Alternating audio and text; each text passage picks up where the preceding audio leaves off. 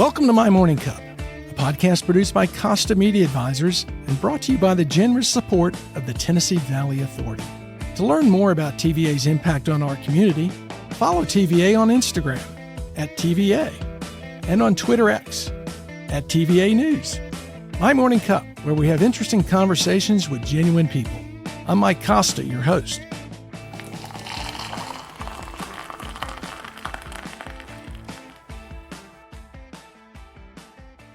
My guest this week is Dr. Elaine Swafford. Dr. Swafford is the CEO of Chattanooga Girls Leadership Academy, the first all-girls public charter STEM school.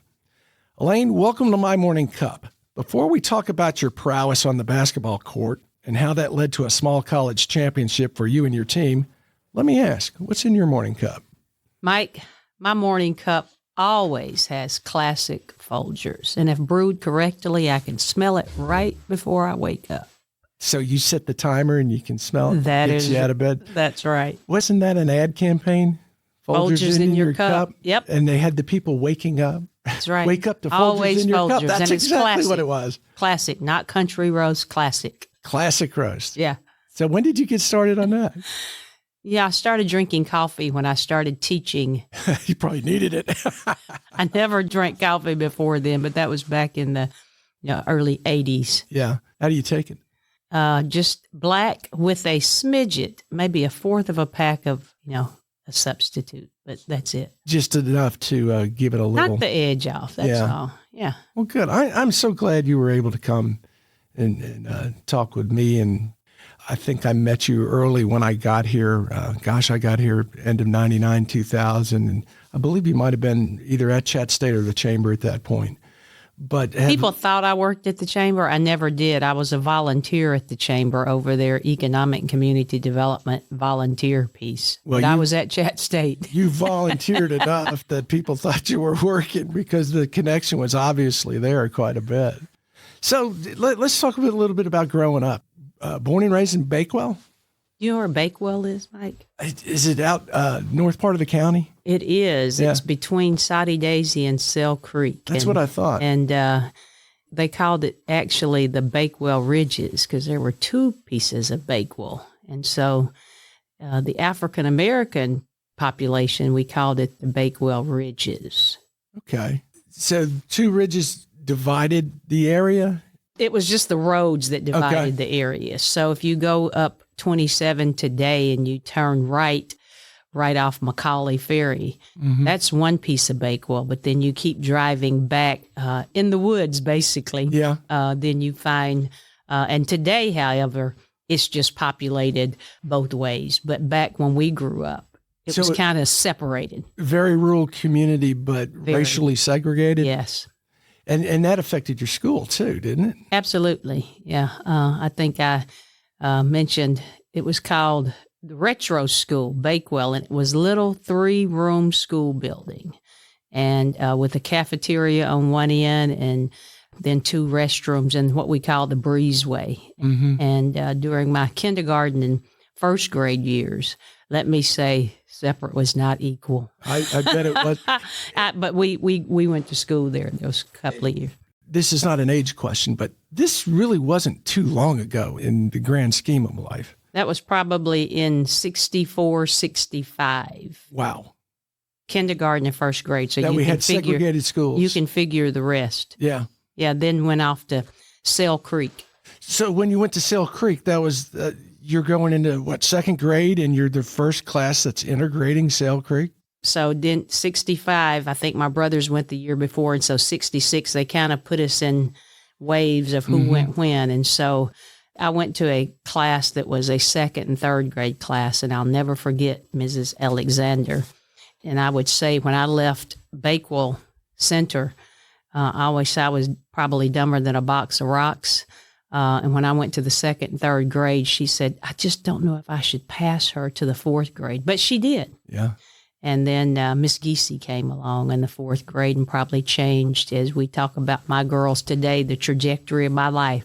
Yeah, I want to talk about your fourth grade teacher, but I just want to touch one last thing on your early years in segregated schools and going in the second grade. What was that like? I mean, because you and I have different life experiences, obviously, and I just cannot imagine. Well, I'll tell you, when we traveled to Sale Creek, it was tough. And I can remember days even up through the fourth and fifth grade where school was dismissed, even back then, because of the racial tensions. Really? Yes. And I can remember us going home, and some of the language was not the best that we received, but toward us. But yeah, it was not an easy time. But as time went along, it became much better. And last question on that, because I know we got a lot to cover, but you're a second grader. I mean, you're absorbing that stuff. So what was the influence of your parents? I mean, were they just let it roll off your back and just... There were times when they would say, let it roll off your back, but there were times when they, particularly my father, he was at one time known as the mayor of Bakewell, and he did a lot of things for a lot of people. But there were times when he would come to the school and make sure that things were being treated fairly, and that we were getting what we needed. So it was a tough time there for a while. But again, I think that upbringing by both my parents, and making sure that they knew that we knew who we were, and we didn't let any of that really cloud and get in the way of what we could be, because we were poor. Yeah. It was rural, and but I've always said, and I say to my kids, where you started doesn't mean that's where you need to end, right? How many siblings do you have? There were 7 of us, 6 siblings. Oh, wow. I'm one of 7 too. Really? Yeah. Yeah. I was next to the last. Oh, I'm in the middle. It says a lot, doesn't it? Uh-oh.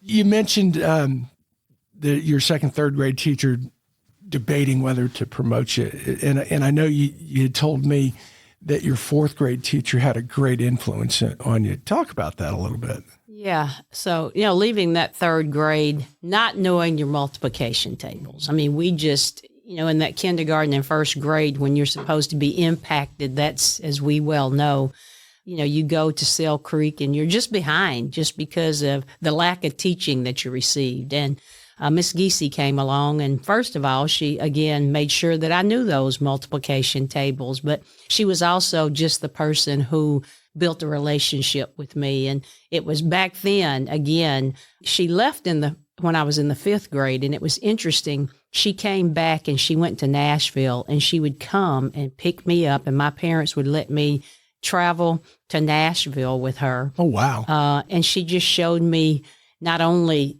academically, but other pieces of the world, because I had no clue that there was a Nashville there from Bakewell, Tennessee. She kind of showed you the world. She affected me in a lot of ways, yeah. I bet. So how old were you when 5th grade, did you say 6th grade? 5th grade, yeah. So I was probably, 10 years old at that time, and I didn't realize it then, and we would walk down the street of Nashville, and she'd have her hand over my shoulder or something, and people would look at us strangely. And, it was odd then that you would see an African-American little girl walking down the street with this Caucasian lady who really, again, cared about me and my family and the kids. Yeah.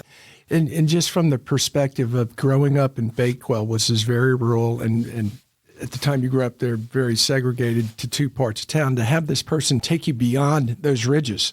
That's right. And to, of all things, the big city like Nashville. And so when I say she changed trajectory, I can remember even and growing up again without many means at all, right? You're right. I would go up in her attic and I would go Christmas shopping for my family. Wow. And I remember distinctly, she had a set of white plates, dishes, just all the pieces, and I was able to take that home to my mom for her Christmas present that year, and I'll never forget that. So again, this lady really, set the plate for me to look at things from a different purview. Well, and how did that change your thinking a little bit from a very limited outlook to, wow, there's a big wide world out there? I always say, if I knew then what I know now, I didn't know then what that was doing for me, but as I have looked back over time, it was a great opportunity for me. You know, one of the other things you told me about that I find very interesting is that you had to overcome shyness, because I've never seen you as a shy person. And, I'm an extroverted introvert. and I get that. You get? You I do get that. I will tell people I'm shy, and they go, oh, "Get out of here." But you know, there's always that inner thing. But one of the ways you did, you said that by giving 4-H speeches that your dad helped you out with. Again, I didn't realize then what that was doing for me, but yeah, my dad, he was always helping me with my homework or what have you, and you know, we were always doing something in 4-H, you know, whether it was showing off the chickens or whether it was giving a speech, right? But he would help me draft that speech, and then he would practice me, and I think really that helped me in what I do today. I had no clue back then what he was doing for and with me, but I really believe that even when I went to Chattanooga State after leaving teaching, you know, I was still that shy person. And I know people, I will say today, do you realize I'm an introvert? And they go, no, I'm trained extrovert. Yeah. Yeah. You work hard at it. Yeah. When you said you had no idea what that was doing for you at that time, I almost think of the scene in Karate Kid where he's doing all these menial things, wax on, wax off, but doesn't realize how that's going to benefit him years down the road. Correct. And it helps me today. You know, I don't mind today getting up and speaking in front of an audience. And well, you probably do it almost every week. Something, yes. And I know whether it's writing a speech or whether it's providing a team building training for an organization, whatever it may be, whether it's speaking at Odyssey or, you know, leading Rotary. Yeah. Who knew that was coming? Well, and I want to talk about that a little bit. You know, Elaine is a past president of Rotary and had the distinction of being the Rotary president in the COVID years. That was, it was tough, but it was exciting, and it was a challenge to try to figure out every week how you're going to get in front of, you know, the Zoom screen and keep people engaged, and then try to figure out, as you well know, you're working on the program for a year out, and then try to figure out how to engage speakers. And I think, met in person twice. Yeah. And Rotary attendance is a big deal. They want everyone there on Thursdays, and here we can't meet, and it's all got to be on Zoom. And I would imagine one of the toughest things is you've got no immediate feedback. You're just talking to a screen. I'm talking to a screen, and I'm trying to figure out, again, how to keep people engaged and make sure they're interested, and they come every week. And you would think it's easy to just hop on, get on. But again, encouraging people to participate was a big part of it. What were some of the things you learned from that? Were there some techniques you learned that were more successful than others in helping drive attendance? You know, I think that, again, first of all, I called them my wingmen, and I had 3 guys that really helped me bring good programs in spite of being virtual every week. And I think that was the success of it. It really was. I can't take credit for that program during those times. And so... Oh, yeah, you can. You were the president. You can take credit. Because you take blame if it wasn't successful. Andrew and David right there, and I called them my wingmen. Yeah. But again, and of course, as we well know, Aaron and Wanda run the show. Man, invaluable. And Aaron and Wanda, Aaron's the executive director, or I think the title is executive secretary of Rotary, if I'm not mistaken. As a matter of fact, when they called me in, you know, they surprise you. It's not that you can say yes or no, Rotary president. When they called me in, I really thought, to your point, that they called me in to ask me to do some speaking engagement. Yeah. And when they said, no, you're the next Rotary president, I went, what? Well, I can't say what I said, but Eddie, I went, you said what? And so, you know, I had to do it for a couple of reasons. One, it was only, I think, only the 3rd woman in that 107-year span, I believe, and then the first African-American. Right. So whether you could say no or not, you know, it was my time to lead. Yeah, you almost couldn't say no from that perspective. Correct. You had to accept that. I'm going to jump back a little bit. You were talking about team building. In looking at your bio, you've got a Michael Jordan moment. And I call it a Michael Jordan moment because 8th grade, you didn't make the basketball team. That was tough. Yeah? Yeah. So you were a basketball player, 8th grade, you don't make the team. You got a choice. You could embrace it and get better and stay involved, or you can go off and do something else. What'd you do? Well, I became a manager. I wasn't kidding. The coach that actually finally allowed me to play teased me. He still teases me today sometimes. He'll call me the manager. And so in the 8th grade, to be quite honest, I was a spindly something. Yeah. They wouldn't let me be a cheerleader. I couldn't make the basketball team. And so I became the best manager I could. And then I tried again. Yeah. And Warren Hill turned me into a basketball player.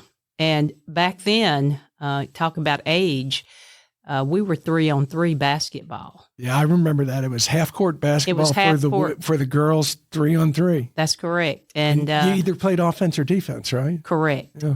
Yeah, and I was on the offensive end, and I was small, but I played underneath. And so that next summer, I had to take on another challenge of, I got a scholarship, but I'm not going to be able to play underneath. Look at me. So that summer, I had to learn how to shoot the jumper if I was going off to college. So interesting. Yes, I went from 8th grade not making the team to being the best manager I could. Mm-hmm. And that was another lesson in life, right? Right. Bloom where you're planted. Yeah. And so. Well, explain that a little bit. Yeah. The bloom where you're planted. I mean, it's a great saying, but what does it mean to you? I didn't get to be the 8th grade basketball player, but I did get to be the manager. So I still got to stay around the team. So be the best at that. Make sure that you have things in order. Do what they ask you to do, and don't ever, slack on the job. Yeah. Right? Don't slack on the job. Don't become complacent. And so bloom where you're planted. And then, again, here I come as probably really became good at basketball as a junior or senior in high school. Mm-hmm. And did you get recruited to Austin Peay? I did. I got recruited, and that's how I paid for college. Was they paid me to play basketball. Was it Austin Peay 3-on-3? That it had gone to full court 5 by that point. I was so excited. It's like I've got to learn to shoot an outside shot, and I get to run up and down the court. Because, Tennessee was the last women's group that went 5-on-5. So when I got to Austin Peay, it was just a whole nother world opened up to me. So you played all through college? I did until I blew my knee out my senior year. Oh, goodness. Oh. Yeah. And when you got to Austin Peay, you knew right away you wanted to get into education, right?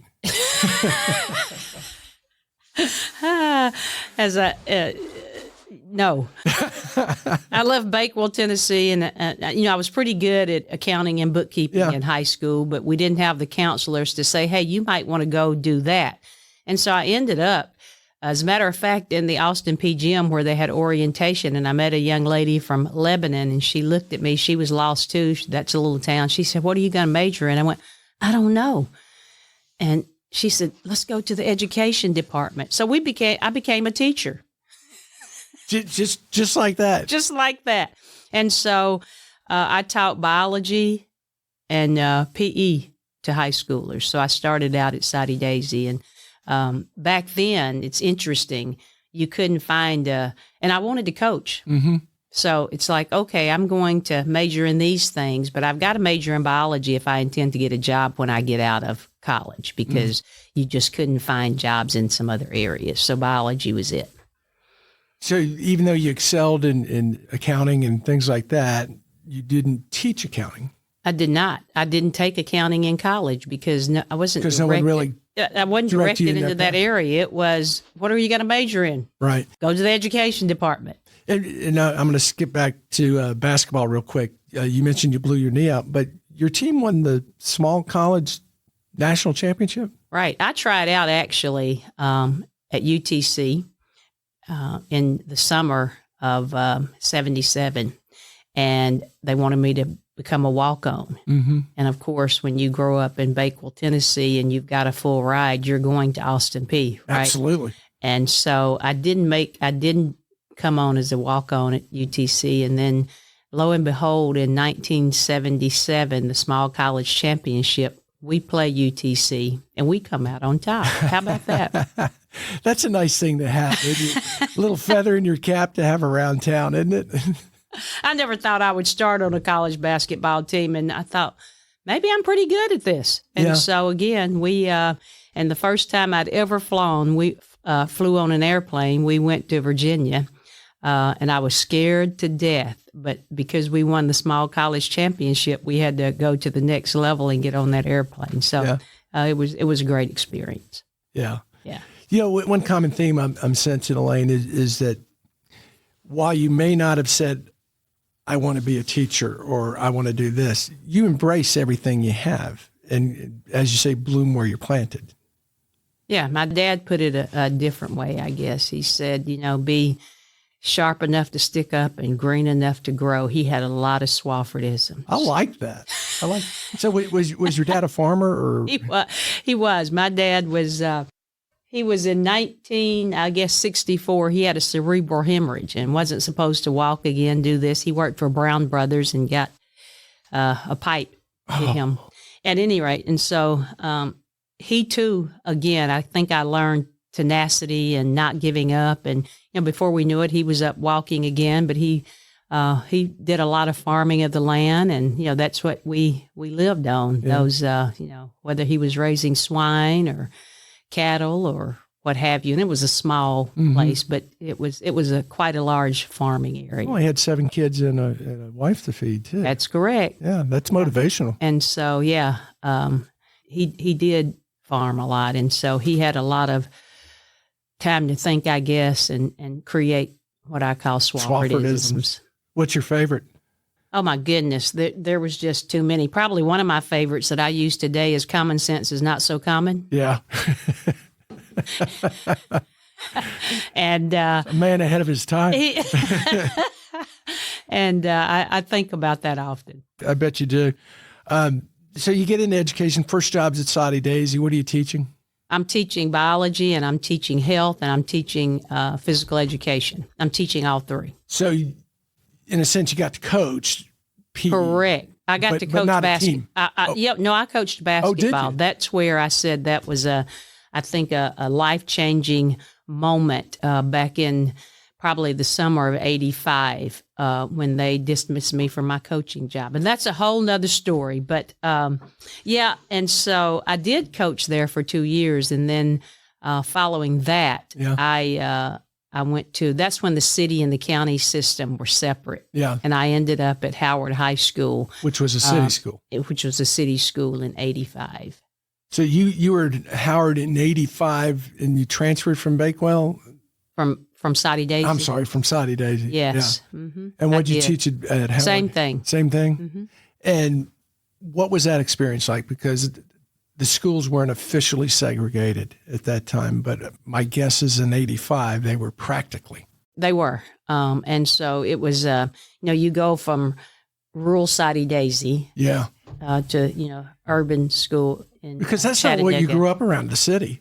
I did not. You grew up on a farm, basically. I did not. But once that summer, when I knew that, and I could have gone back to Soddy Daisy to teach, but I wanted to teach and coach because, in college, I thought I wanted to be a college coach. And so I went to Howard and interviewed that summer and left Soddy Daisy. And it was different, and I was young. Yeah. I was teaching particularly young men who were not much younger than myself. Yeah, there's probably only a few years separation. And it was a tough job, and then I loved it. I really did. I loved coaching the girls. I loved teaching the kids. And then you might recall the James Map 60-40 shuffle.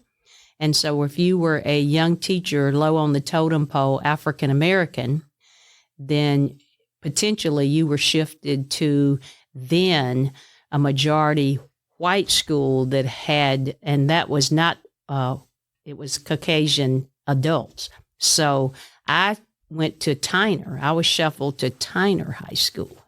And that person came to Howard. And so they shuffled by adults to desegregate. Interesting. I was not aware of that. So, to a great sense, desegregated the teachers. That's correct.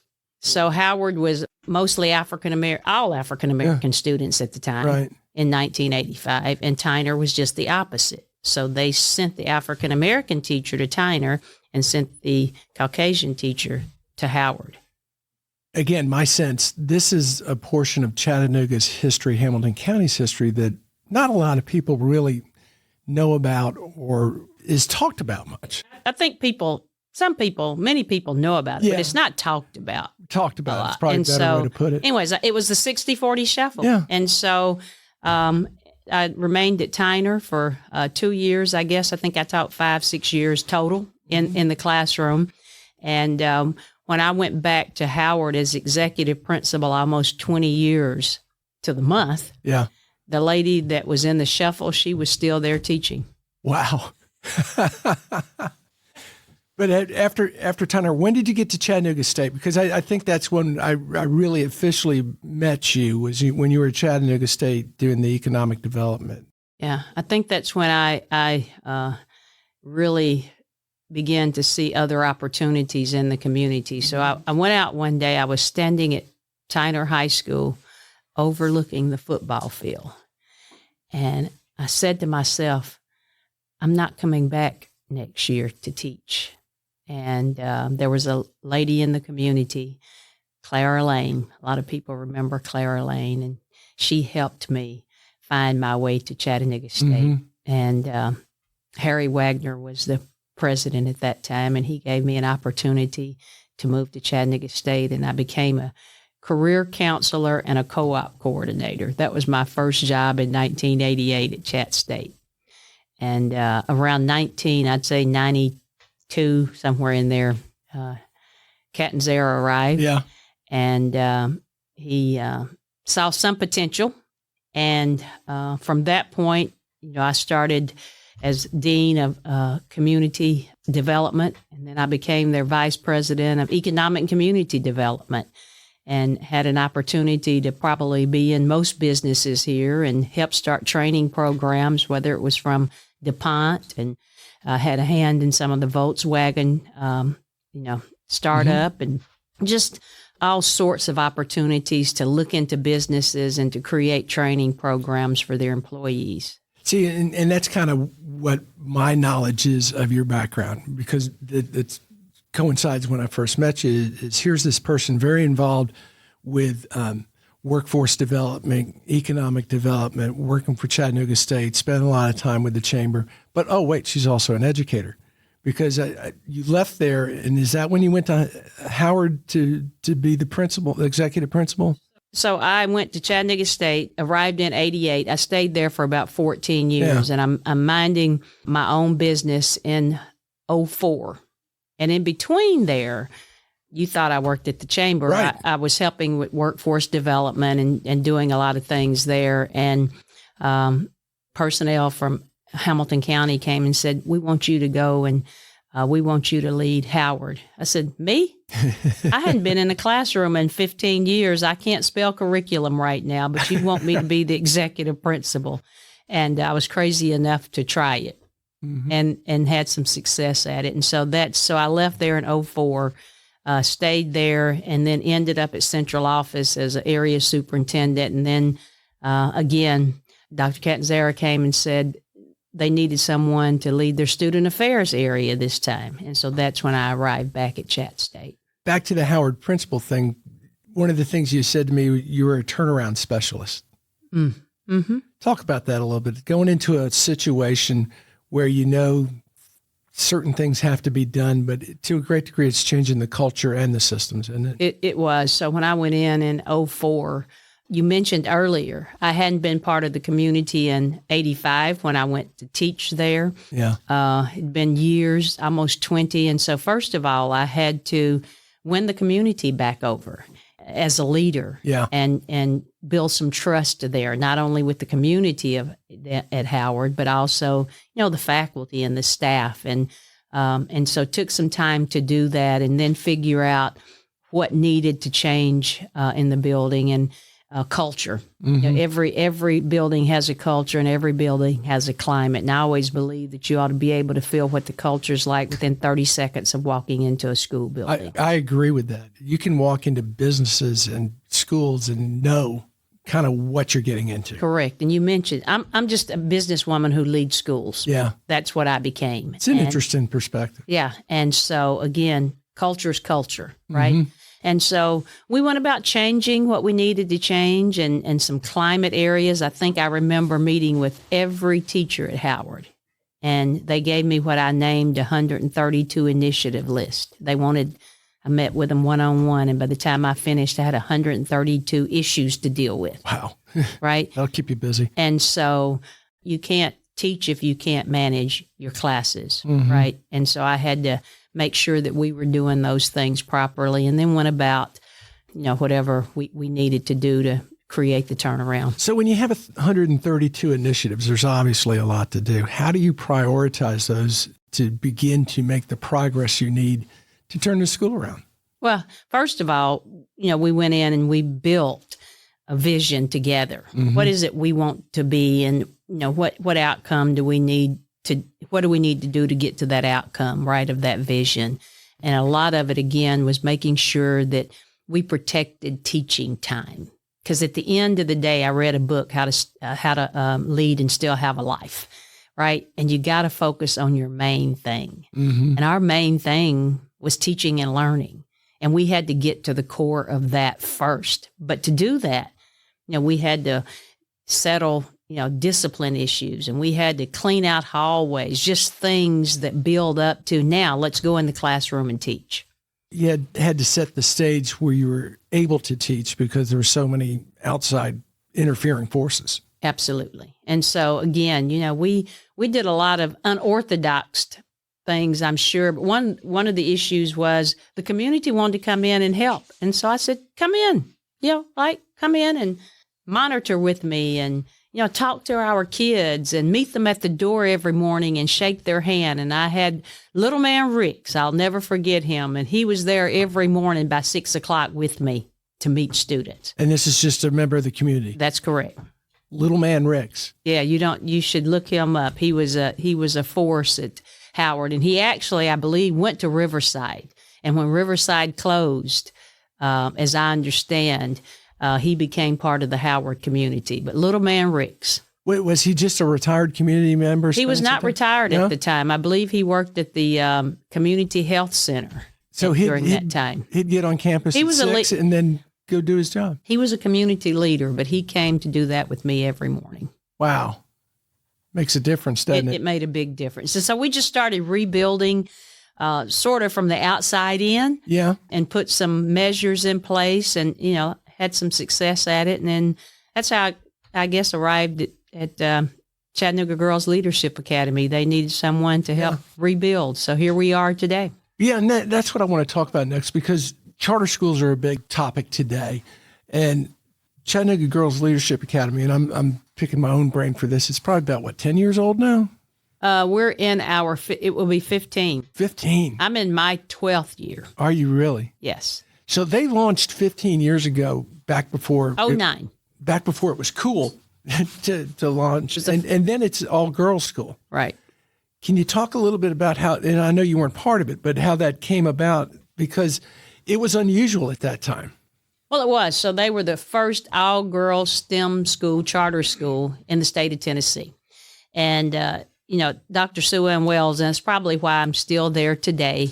You don't stay in reform and, this long, but there's some things that compels me to, make sure I stay on my mission. Mm-hmm. And so Sue Ann, when she came to see me, they opened in 09, and after 3 years, they were off track. They were struggling. They were, quite frankly, the superintendent at the time said, you got 9 months to change this school or we're closing you. And that was in 2012. Wow, that's an ultimatum. That was the statement. That was the ultimatum.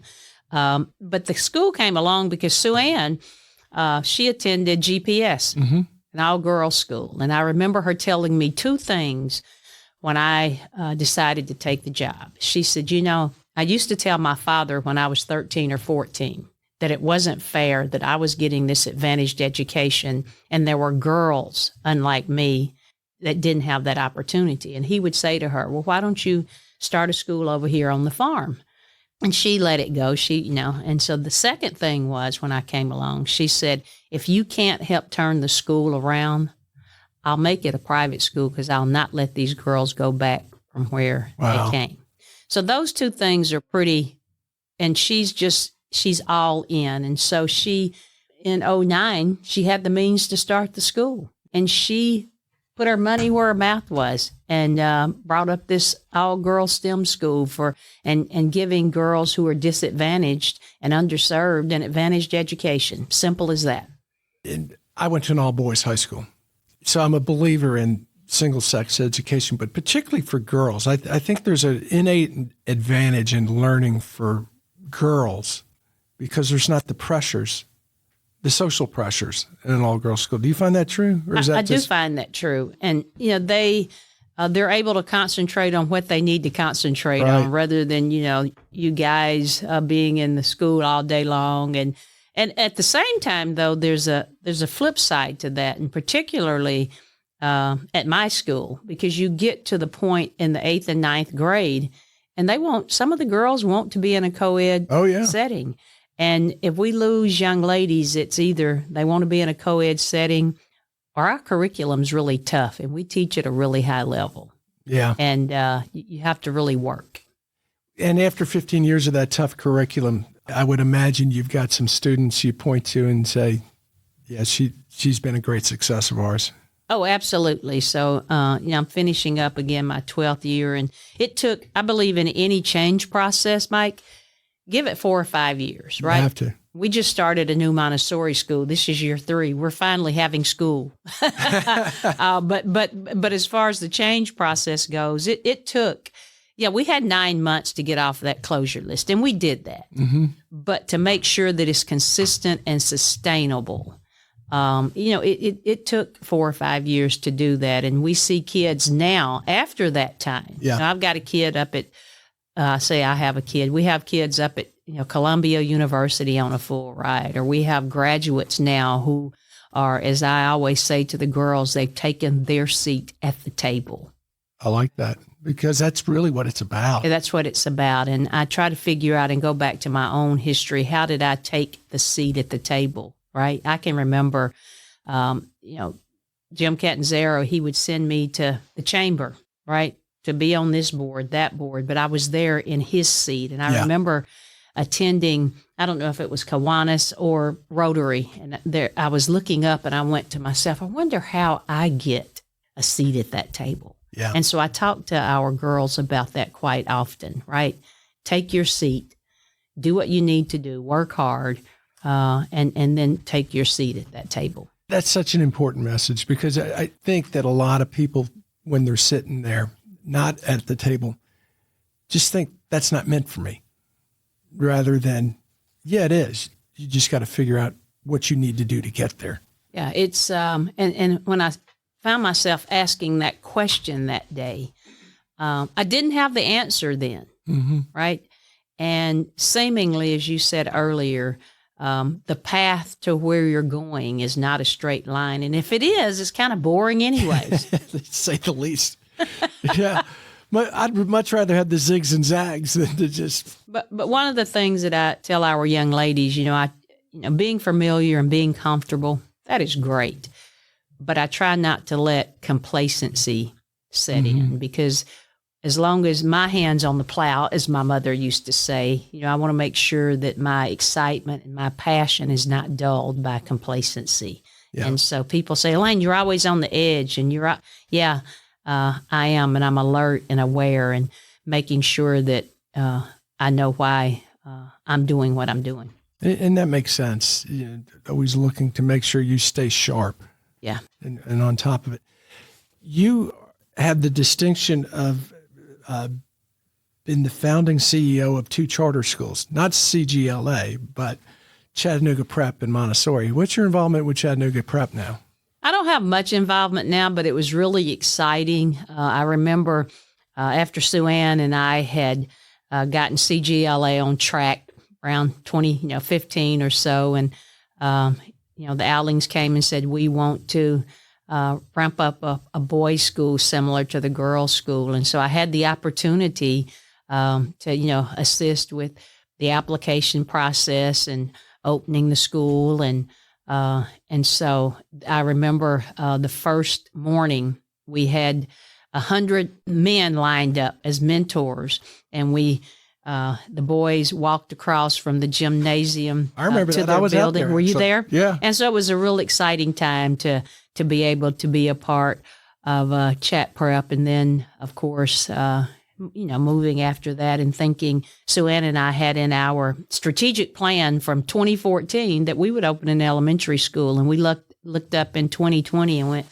the only thing missing that we haven't done in this plan is the elementary school. And you said earlier, COVID came around in March 2020, and we kept fundraising. And we went in the building in August of 2021 with pre-K through second grade. So it's been a good run over the past 12 years with charter work. You had no way of realizing when you were a kid the impact you'd have on so many individuals' education. In retrospect, what's that mean to you?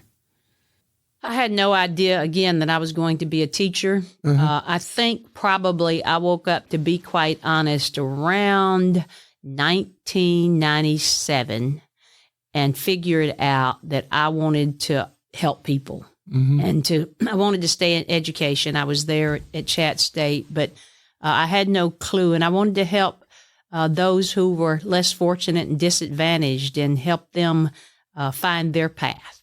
And to this day, I don't think I step back sometimes and realize the impact, but I do know that I want to have what I call purposeful impact. And I'll never forget, I went to a Lent service years ago. I'm not Episcopalian. I just attend with a friend on Ash Wednesday. And I'll never forget, the rector that day said to us, "Why are you here? Not here in the pew, but here." And I think from that point forward, I started realizing what my impact should and could be. Kind of realize your purpose. I got a couple more questions before we run out of time. And one of them is, and I know you're not going anywhere, but as you look at your career, what's next? I'll tell you, like I said earlier, I didn't know I was going to be a teacher. I don't know what I'm going to be next. I have no clue. I do know that I want to stay in this work and, to sustain myself. I'll pull back a little bit here, but I promised Sue Ann that I'd be around as long as I could to make sure that her schools stay on track. And so I'll do that until, I'm not able or excited to do it anymore. I think I mentioned that I started this series, Oats, Opportunities, about thinking strategically. That just came to me one morning. I like that. I was sitting up in bed and I thought, Oats, Opportunities about thinking strategically. And so, I started a few series on that, and I really want to get back. And it's just about leadership and accountability and, talking about the pace of change. And was that a podcast or a video blog? It was a video blog, yeah. Oh, neat. And so, I'm thinking I really want to do that. And then I'm about halfway through a book that I would like to finish on school reform. So those are some of the things that pop up for me to do next. Can people still access Oats? They can. They just have to On Google YouTube? Oats YouTube. They're there. And like I said, I'm going to launch it again here, I hope, soon. Oh, I hope you do. So before I get to my last question, I do want to remind listeners who makes all of this possible, and that's the Tennessee Valley Authority, which I thank for sponsoring my Morning Cup. You can follow TVA on social media to learn more about its multifaceted mission of service, and visit TVA.com/do good here to explore exciting career opportunities with TVA. All right, last question. You may know what I'm going to ask you. What would you tell your 25-year-old self is important for a happy life? If I look back, I would tell my 25-year-old self to pursue college coaching. And that would mean tell yourself you can be and do anything that you want to do if you put your mind to it, right? Yeah. But if I had to tell my 25-year-old self something, it's you can do whatever you want to do and don't give up on your dreams. Yeah. And so while I've been successful and having impact in areas that that have been put in front of me, I would tell young people, make sure you pursue your dream, do something that you really want to do every day of your life, because you're going to wake up, you're going to go to work, you're going to, if you have kids and a family, you're going to wake up the next morning and you're going to start that cycle all over again, right? And so do something that you really want to wake up and do every morning is what I would tell my 25-year-old self. And luckily, I get to do that in this work. Yeah. And to a great degree, you are coaching. You're not coaching a sport, but you're coaching every day. Every day, just young individuals on really how to succeed at life. Well, I'm coaching young individuals and, a staff and a faculty. Yeah. It's all really about coaching. Yeah, it you're really the head is. coach now. And helping people become their best. Well, Elaine, I've long admired you. I appreciate you coming and talking to me today. You've had a tremendous impact on this community. You've had an impact on me. I really admire what you do. So thank you so much. Thank you for having me.